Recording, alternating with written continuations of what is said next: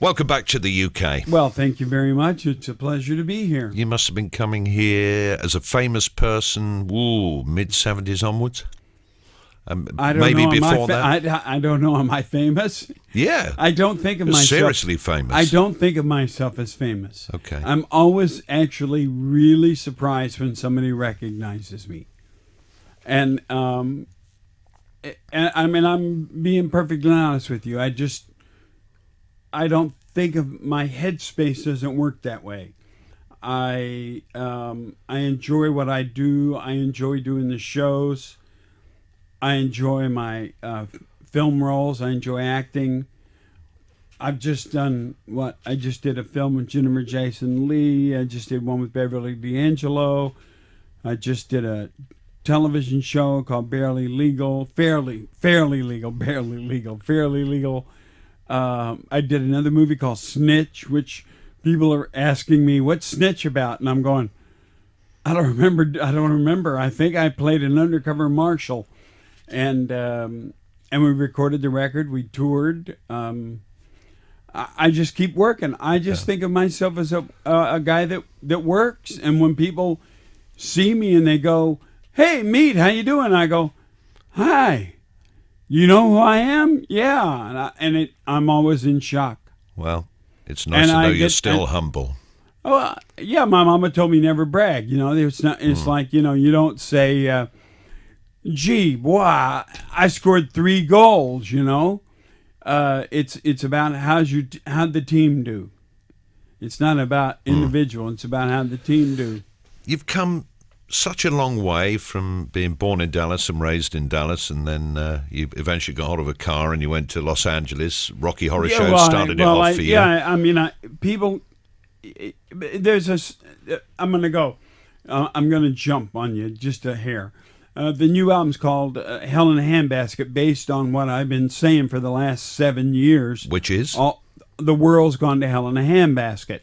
Now, that was first used, Hell in a Handbasket, by a general in the United States Civil War, as he told the troops we're going to hell in a handbasket, meaning he was heading for disaster.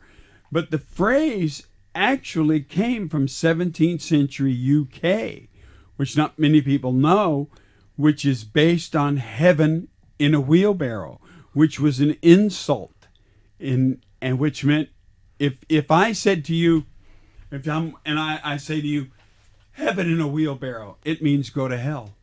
Right. We learned something new already. There you go. Just a little bit into, well, we would say, to anglicize it, hell in a handcart. Well, same difference. Look, we're splitting hairs. Okay. It doesn't matter. It's like, you say potato and I say potato. Exactly. But okay, so anyway, I forgot where I was going. Well, don't worry. I mean, I'll just flow the questions at you, and we'll have a chilled out, nice time. Hell in a Handbasket. Great, I know where I'm going. Great title for an album. Why not call it? Hang on a sec. Why not call it Bat Out of Hell 4? Oh, because that's you're a brand. That's a brand within your brand. No. But Hell in a Handbasket, no, it's a different thing altogether. Because Hell in a Handbasket is about humanity. It's about the truth. It's about humanity, and it's about we've lost our humanity and our compassion. And the whole record is not, all the other records, Bat Out of Hells, have been through characters' eyes. They've been through the eyes of different characters. And this is the first record that I sang. That's through Meatloaf. Which is why you say it's perhaps the most personal record you've ever done. And it has absolutely nothing to do with Bat Out of Hell. Just because it's got hell in the title doesn't... I mean, some guy on Facebook wrote, oh, God, you got hell in the title. Come on, Meat, get real. How come what you got to do, say hell in the title? No, because I have fought tooth and nail with record company time after time after time, because they wanted hell in the title because it's an easy marketing. In fact, I once threw a lamp, not at the person, but at the wall, and they said, okay, we won't call it that. They tried to get me to call Hank Cold Teddy Bear Bat Out of Hell 4. I said it has nothing to do with that. No. And so the world's gone to hell in a handbasket. That's why there's no bat on the cover. That's why there's a world on the cover. And the world looks like a globe, but when you look close, it's all skulls, because we're heading for disaster. Because with the advent of the internet and all these comments and all the hate that comes through that internet, I mean, you can hide behind, ooh, gosh, golly gee, and write the worst things in the world. And what happens is there's so much of that stirred up on the internet, it goes out on the street. And we've lost our humanity. And Hell in a Handbasket, that's what it's about. It's about getting back to the truth, getting back to the humanity and the compassion. And stop everybody putting your hand out and wanting something for nothing. Get out there and earn it, dude. Earn it. We're going to play quite a few tracks from the album during this conversation that we're going to have. I'm a little passionate about the record. That's fine.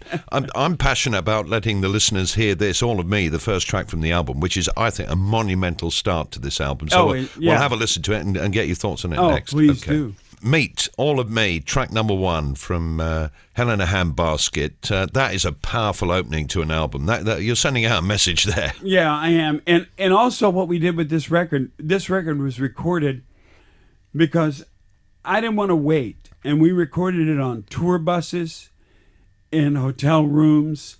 We got complaints at 2 o'clock in the morning in Newcastle because we were doing background vocals on the tour in 2010. So I recorded vocals in closets, literally in closets. We put some quilts up, and I recorded a vocal in a closet. We recorded in a kitchen. We were doing it wherever we could do it, and it is. And somebody said to me, "Boy, that record sounds really expensive." I said, "It's so cheap, it's unbelievable." And the reason it sounds expensive is because I have the greatest band in the world. And if anybody out there listening wants to argue with me, they're more than willing to come and try, because I took debating in high school and I never lost. So if you want to argue with somebody, you don't want to argue with me. How did you get Chuck D involved in the album from Public Enemy? Because we were sitting and I was doing Mad Mad World, and we were going to mash it with the Johnny Cash's song, God's Gonna Cut You Down. And they were working on the key to God's Gonna Cut You Down. And I'm sitting here going, you know, emotionally and dramatically, I shouldn't sing God's Gonna Cut You Down. So I said, well, maybe Patty, the girl that sings with me, she should sing Patty it. Russo. Patty Russo. Yeah. And I went, no. And I'm sitting there and I go, we need I need a rapper. And they turned around and said, well, who do you know? And I said, well, I know LL, and I know Ice Cube, and I know Ice-T. I haven't talked to LL in about 12 years, so his number's probably not any good. I don't know where Ice Cube's card is. He gave it to me, but I don't know where it is. And Ice-T, I only just talked to him, and we never exchanged numbers. And Paul Crook, my guitar player who was producing the record, turned around to me and said, well, the guy you want's Chuck D. And I said, great, how do I get him? He goes, well, your son-in-law is one of his best friends. I said, really? I said, Scott Ian plays with Anthrax. And so he goes, yeah. So I picked up the phone. I said, Scott, I need Chuck D on the record. Scott went, okay. So he goes, I'm going to send an email to both of you. And it said, Chuck, meet Chuck. And we sent emails back and forth, and Chuck sent his number. I talked to him on the phone, and I said to him, I'm going to send you what we've cut for God's Gonna Cut You Down. He goes, okay. And about 5 days later, I get back. I'm thinking I'm getting God's Gonna Cut You Down. I get back, good God's a woman and she don't like ugly. And I went, the guy is in my brain.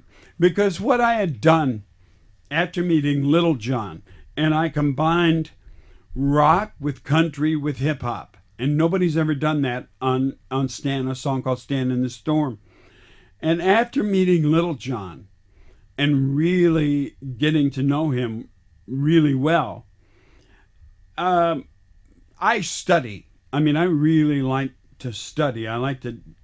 So I went out and I bought Kanye West. I bought Jay-Z. I bought Public Enemy. I bought 50 Cent. I bought Snoop Dogg. I bought some other hip hop, and I really wanted to understand the artistry involved because it was never my cup of tea. I'm never going to put it down. I'm never going to say anything bad about it. Did you grow to like it? I did, actually. I really got into the artistry of it. It's like I'm not a particular fan of Picasso, but I understand why people do like it. And I'm not one of those people that would say, and people like back in the 70s, oh, I hate disco. And I would argue with them going, don't say that, because there's a lot of people that really like it. And these artists spend a lot of time and a lot of work and a lot of effort doing this. And for you to just all of a sudden say you hate it is a horrible thing to say. It would be like going to the museum and because you don't like Picasso, taking a knife to him. That's wrong. And so I would never do that to anybody. And I started to understand it. And I found out that Chuck D is the godfather, is the rapper's rapper, and everybody looks up to him.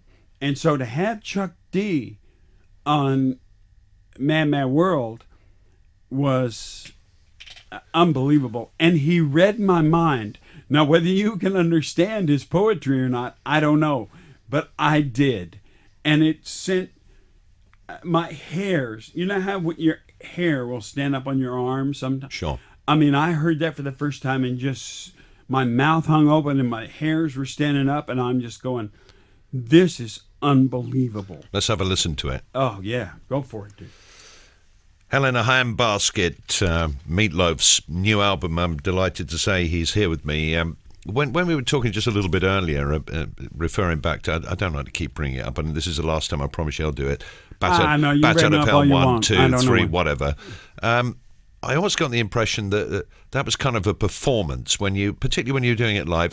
You felt it really wasn't you. And this album, you've said already in the interview, you're really proud of it. You've got a message. There is anger in this album. There is a vulnerability in this album as well. Oh, there definitely is. Yeah, I mean, we talk about and it's a lot of metaphors. I didn't want to. I bought Midnight Oil albums, Australian band, but they would hit you over the head politically over the head with a hammer. And U2 with a metal hammer. U2 hits you over the head every once in a while with a rubber hammer. Mad Mad World, I hit you over the head with a sledgehammer. But the rest of it, like Giving Tree, is metaphor. I don't really. It's about, let's get back to where we were. California Dreaming. People keep going, why'd you cover California Dreaming? I'm going, because everybody has misunderstood the message of California Dreaming since the 60s. What is it? What is the message? The message of California Dreaming is fear. It's not about wanting to go to California and sit on the beach in your bikini or your thing and under the umbrella. It's about following your dream, but being afraid, fear holding you back, keeping you back from following your dream. And yes, Helena Handbasket may be the most passionate album because it is so much me. I have a lot of passion for this record. More, I love the last record, Hang Cool Teddy Bear, but it was seen through the eyes of a character named Patrick, who was a soldier, and it was a screenplay, and it was an acting exercise, and I loved that. Bat Out of Hell, I took on a character. And critics, the music industry have, well, first of all, having the name Meatloaf, they think, I made that up, and I didn't. My dad did. And if I had to call myself Meatloaf, I'd have been in an asylum by now. And so I've been an easy target. But and I also said, I am a character. I'm playing a character. And I look back on Bat Out of Hell, I stayed in that character for interviews. Yeah, but not on this record. Not on this one. This is you. This is me. And this is I believe this is the most passionate record I've ever made. Let's just move away from the album a minute. I'm sorry to bring this up, but you're 65 years old in September. 64. Right, in September. Yeah, 65. Oh, you said September. Sorry. Yeah. And what are you going to do? Are you going to celebrate? Oh, I hate birthdays. Did you ever think you'd make 65? I don't Homie don't play Valentine's. Homie does not play Valentine's. It's a Hallmark made-up holiday. I do like Bastille Day quite a bit, though. I celebrate Bastille Day. Why on earth do you celebrate that? Because I went out in high school with a girl who was of French origin, and she loves celebrating Bastille Day. So since then, I've always done it. Okay, fair enough. And then when I was doing Rocky Horror Show, I was dating a girl that only spoke French, and it was quite interesting. She spoke French, I spoke English, and we got along great in certain positions. Yeah, but it didn't last long because you didn't have the dictionary, the English-French No, dictionary. I lasted plenty long enough, Did you? dude. Yeah. Okay. Well, I'm not talking about the positions. I'm talking about the length of the relationship. But anyway. Yeah. So no celebration for your 65th birthday. It's a milestone in most people's lives. Somebody once threw me a surprise party, right? And I walked in the door, and everybody else surprised. I turned around, walked out, and went to the movies. Did you? You Yep. don't like birthdays. I believe you now. Yeah, I don't like birthdays. Television, movies, I without blowing smoke, you know where. I think you're terrific in films. Fight Club, I thought you were great in that. You've done TV shows, countless movies. I've done Shakespeare. I even got good reviews for Shakespeare, which was like, and I auditioned for As You Like It, and the director looked at me and said, "That could be possibly the worst reading of Shakespeare I've ever heard in my life." And they hired me anyway. And then I got rave reviews for it because they called me. They said Mr. Loaf was a real person on stage. And that I was. And you enjoyed the process of acting, do you? Oh, I study it all the time. I audit classes. I go to coaches. I never want to stop learning anything. The object of life is to wake up every morning and learn something new and try to be a better person today than you were yesterday, and to be kind and be considerate and say thank you when somebody gives you something. When somebody opens the door, you say please, you say thank you, you have manners. You just try to be a really good human being. I think it's a great principle, or set of principles to have in life between you and me. Being a prima donna, and a lot of these celebrities are prima donnas. You know what? I got a broomstick I can stick somewhere. Between you and me, Yeah. tell me a couple of movies you turned down that maybe became bigger movies. Oh, I can't. I wouldn't dare. Why? Because I just won't do it. But I can tell you this: I got offered $750,000. So it's happened. Oh yeah, I got Yeah. offered $750,000 to do a film, and I turned it down. And people said I was crazy. I can tell you, Mel Gibson was in it, Wow. but that's as far as It's I'm all going. happening, baby, isn't it? Huh? But I don't. I've never done anything for the money. I don't believe in that. I really don't, because you can get yourself doing things for money and you're miserable. And what's the point in being miserable? You do it for the love of it, or you don't do it. Celebrity Apprentice in America, which was about just under a year ago. Lord, yeah. You lost it big time with Gary Busey, another I slept American for about actor. 2.5 hours. Okay, let me explain. He this. stole your art utensils, didn't he? He did. And you just lost it. Well, yes, but the way they cut it. See, they edited it a certain way. Well, first of all, let me explain to you. They'd asked me to do Dancing with the Stars. They've asked me to do, over here, Celebrity Big Brother. They've asked me to do Help, I'm a Celebrity, Get Me Out of Here. All these reality shows. I've gone, no, you're out of your mind. I don't do that. I'm on this movie set in South Carolina. The phone rings. And it's a friend of mine who's a producer. And he produces a show among called Who Do You Think You Are, which traces your ancestry, which I really want to do. And if it gets picked up, I'm going to do it, which is not really a reality show. It's an interesting educational show. And so he called me. He's in charge of Celebrity Apprentice. And I pick up I never answer my phone. I just don't answer my cell phone. And for some reason, I picked it up. And he goes, "Meet, it's Chuck. Listen, they're asking about," and I already turned him down 3 years in a row.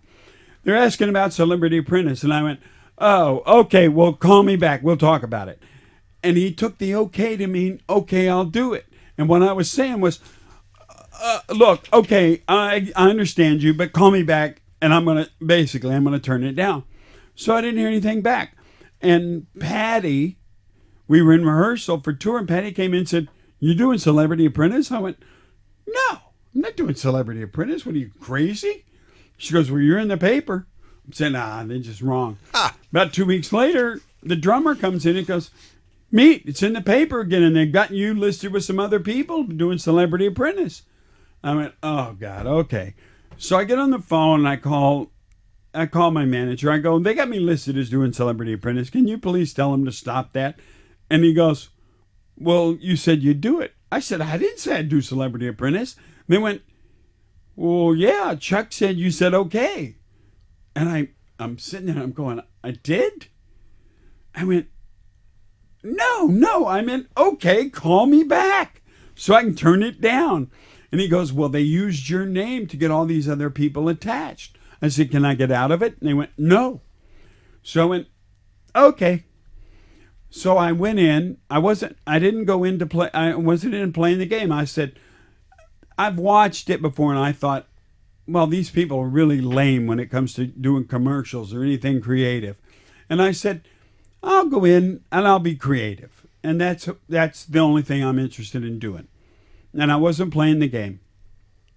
And the way they cut it, from the first hour of we were all together, we were trying to figure out how to get rid of Gary Busey. But they never showed it. They cut around it all. And because I've done 2 films with Gary. So I know Gary. I'm friends with Gary. I don't dislike Gary. And John Rich and myself on there, they called us the Gary Whisperers because we were able to control him. And the first time that he became in charge of a project, John Rich and myself said, "We better take this over because we don't want to lose because one of us is going to go." So we won. And Gary got the glory of it. And then we did on Thursday nights, they would do the board meeting, and then they would give you your project for Friday. And you would be there fairly late. Well, this particular night, Donald Trump was very late getting to the boardroom. We didn't get to the boardroom about 10 o'clock at night. So time you finished about 11:30. By 12 o'clock, they were giving us our next assignment. Well, Gary wanted to go home. So all of a sudden, he's in a fight with Star Jones. Star Jones goes, "Get your boy out of here." And I was like, over there, and this thing, I see Little John grab Gary, and he's got him, "I'm going to knock you out." I'm going, whoa. And so then he's in a fight with Mark McGrath. So I said to John, "We got to send Gary home." So then the next thing I see him in a fight with Richard Hatch. And it's like going, oh my God. So finally we get Gary home. We didn't get back to the hotel about 3 o'clock in the morning. Our call time was 7. I slept about 2.5 hours. Gary then didn't want to go with us. "Gary, you got to go with us." And it just kept going on and on and on and on. And I said to my wife, I said, "I'm going to kill him." And my wife says, "Don't you dare lose your temper. Don't you dare." And then I'm walking down the street with Mark McGrath. I said, "Oh, man." And Mark McGrath is going, "Meet, just be calm. Just be calm." And then we're in the truck, and Little John's getting mad at me. I said, "Little John, just be calm. It's all fine. It's all good. It's all good." And I walk in, and Gary has my paints. And the way they edited it, and everybody in the world thinks that I'm the one who went crazy and that he didn't take them. But that's not what happened. And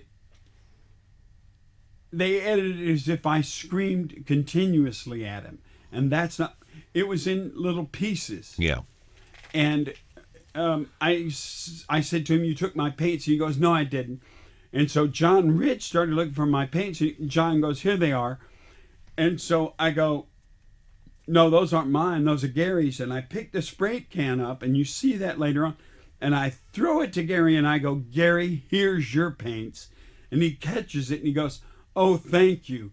And when he said thank you, that really pissed me off because it's the first time he said it. And then I took off. Yeah, you did.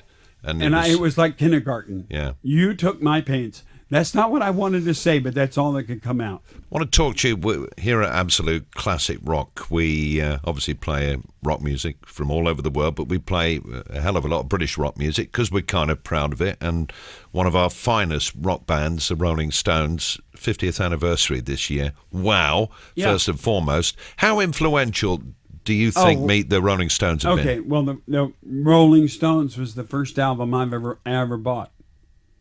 Which one? 12x4. Yeah. And if you wanted me to have to pick a Rolling Stone song, yeah, well, that was one of the questions I was going to ask you. You can pick as many as you want, but pick one, your favorite. Let It Bleed. Let It Bleed. Mm-hmm. We all need someone we can lean on. So I hope you can lean on me. What is it about them? Oh, well, they were better than the Beatles. Well, I think, like, for acting, you're either Robert De Niro or Al Pacino, or for music, you're Beatles or Rolling Stones. Yeah, well, I'm with you. I love the Beatles now. The Beatles now. They're fantastic, but the Stones had something. But when they first came out, I Want to Hold Your Hand, I wanted to throw up.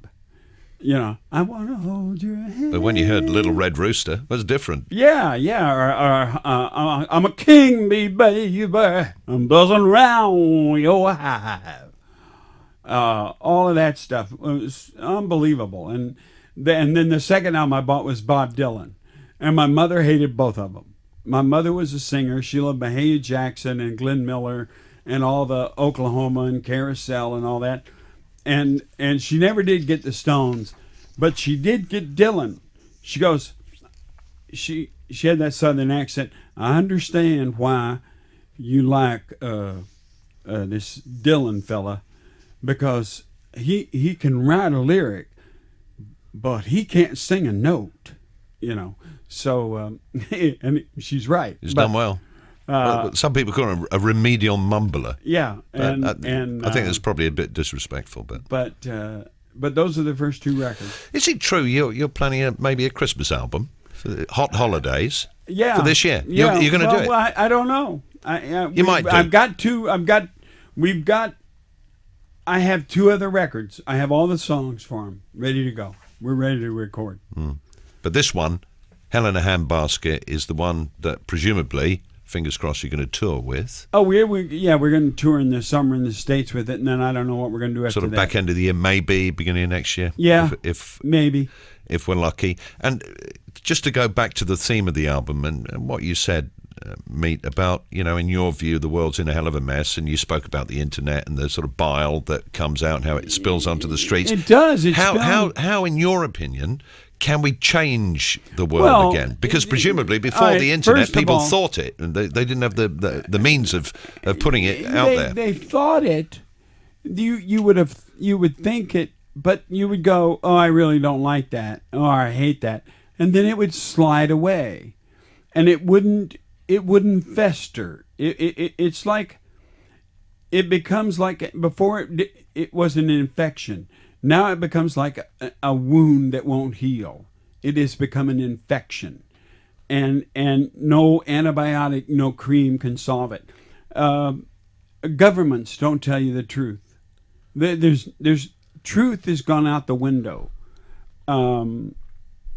They're either, people used to try to, well, not in the 14th century or the 15th century. That's a different thing. We're kind of heading back that direction. But there was a period in the 50s and 60s and 70s where people would work together. And now there's extreme right, extreme left, and you have the extremist on either side. and nobody wants to ever meet in the middle and try to have a serious discussion about anything. There's no compromise. And how do we get out of it? We get out of it by people standing up and saying, I'm mad, like that movie Network, I'm mad as hell and I'm not going to take it anymore. I mean, that's basically what it takes. But you need a reason. You can't be like, over in America, they have the Occupy movement. But they have no basis. There's no, just a bunch of people out in the street throwing chairs. You know, what do you want? What do you want to accomplish? I don't know, but I want to throw this chair.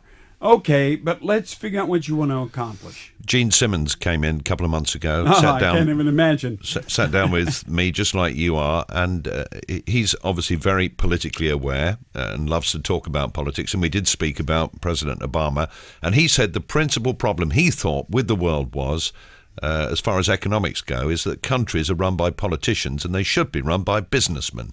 And he said Donald Trump should run America, Richard Branson should run Britain, and things would be a lot better. It's kind of simplistic, but I know what he's saying. Okay, I like Donald. I'm not sure that Donald Trump should run America. I may disagree with Gene, and I'm not. I don't know Richard Branson that well. He's fairly smart. I've been around him a little bit. I've been around Donald a lot now. Whether they should run a country, I don't know. But I do believe that people like that should be involved with in some position inside a government so that people actually understand what's going on. Because you can't just have professional politicians, because they've always got somebody in their pocket. They got a George Soros, or they got somebody that wants to. The lobbyists are always in somebody's pocket, and you have problems with unions, and it's not that I'm anti-union, but I am anti-ripping off everyone else. Mate, it's been a great pleasure to talk to you, and I hope people listen to the album and hear what you've got to say. Well, I do too, and it's not all fire, hell, and brimstone. No, it's great. It's really a good record. It's got a lot of passion, and I believe in Hollywood endings. So there's always the happy ending and the message at the end. I've got the hero shot riding up the hill on the horse, taking his hat off, saying, "Thank you, appreciate it." Thanks a lot, mate. Okay.